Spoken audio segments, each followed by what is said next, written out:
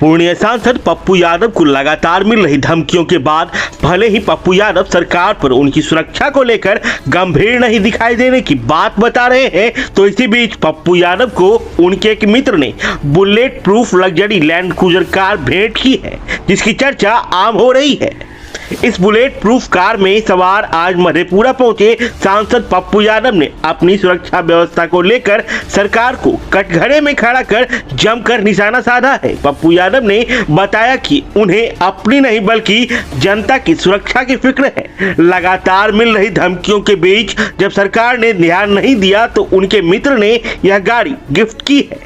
इसके साथ ही उन्होंने केंद्र सरकार पर भी इशारों में जमकर निशाना साधते हुए कहा कि सत्ता पक्ष के गुणगान करने वालों को रेवड़ियों की तरह सुरक्षा बांटी जाती है, चाहे अभिनेत्री कंगना रनावत हो या फिर पत्रकार सुधीर चौधरी।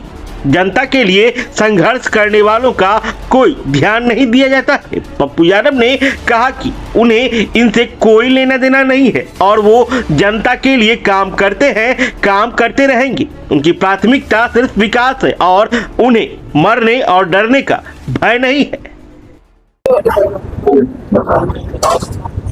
1.5 महीना हो गया, कब घटना घटी बाबा से देखेगी। अब उस पे हम कोई गंभीर है नहीं, किसी सिस्टम जिसके साथ हो जाए, पूरा गवर्नमेंट उसके साथ है। अब इस सब से हम क्या डर हैं। महाराष्ट्र में हम काम किए, 23 दिन हम मोटरसाइकिल से बीजेपी के हर सिस्टम को चैलेंज किए, सरकार हमारी बनी, तो हम तो कहीं सुरक्षा नहीं मांगे।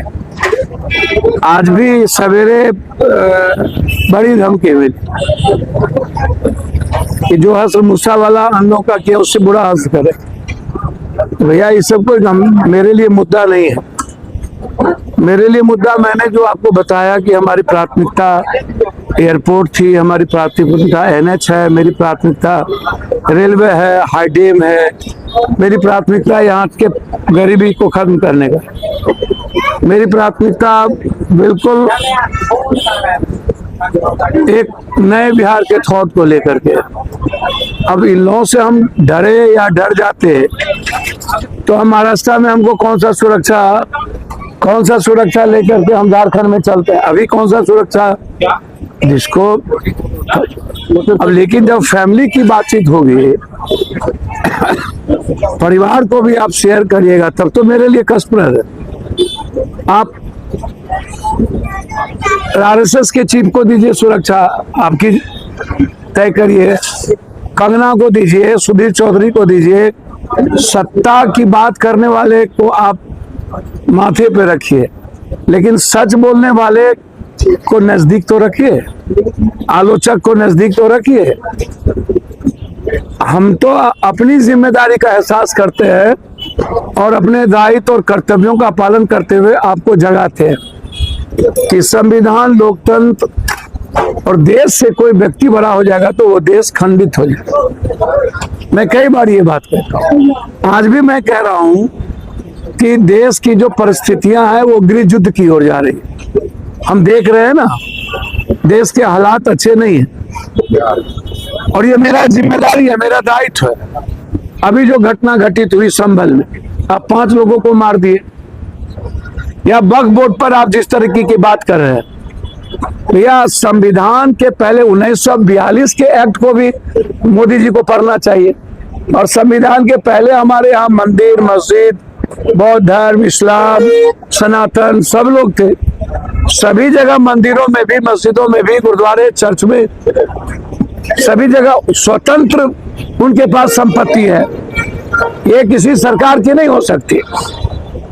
आप किसी के निजी संपत्ति का अधिग्रहण कर सकते हैं, लेकिन जिस तरीके का माहौल पैदा किया जा रहा है, तो क्या मैं इससे भी बोलने से चूक जाऊं?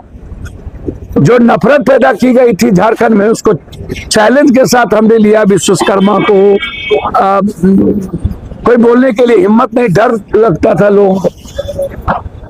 तो अब आपको यदि मैं रोकूं तो आपका पूरा सिस्टम क्रिमिनल का साथ दे दे। कभी पाकिस्तान, कभी मलेशिया, कभी नेपाल, और हर दिन कोई नई चीजें, वो मैटर मेरे लिए नहीं है, लेकिन हम परिवार की सुरक्षा तो चाहेंगे। मैं अपनी सुरक्षा की चिंता नहीं करता, और मैंने पहले भी कह दिया है कि मेरी सुरक्षा की चिंता भारत सरकार को करने की जरूरत भी नहीं। हम अभी रांची जा रहे हैं और हम सब कुछ सोशल मीडिया पर होता है, जिसको जहाँ करना हो करे ना, लेकिन बार बार बार बार एक ही चीज को रिपीट करना ये सही नहीं। आज भी धमकी मिला है, सुबह 9 बजे हमने तो उसको वीडियो भेज दिया है। क्या बोले थे? अब वो वीडियो सुनिए ना, ये सब चीजें हमसे आपको सर एक रेंज रोवर काफी चर्चे में, रेंज रोवर चर्चे में मतलब क्या, कौन रेंज रोवर? आपके दोस्त ने आपकी सुरक्षा का ध्यान अच्छा एक बात आप हमको बताइए, प्रधानमंत्री को बुलेट प्रूफ नहीं है क्या? देश में सिर्फ पप्पू यादव को बुलेट प्रूफ है। आप हमको बता दीजिए। पप्पू यादव की सुरक्षा को लेकर के सरकार गंभीर नहीं है। और सरकार गंभीर होती तो 1.5 महीने 24 धमकी मिली, और मैंने मयंक सिंह का नाम भी बताया मलेशिया, मैंने पतरातू में तो हम जाके कैंप किए, और हमारे कैंडिडेट जीते वहां, कभी चुनाव नहीं जीतता था। हम छतरपुर जीते, हम इस्लामपुर जीते, हम सिर्फ गढ़वा हारे उस इलाके में।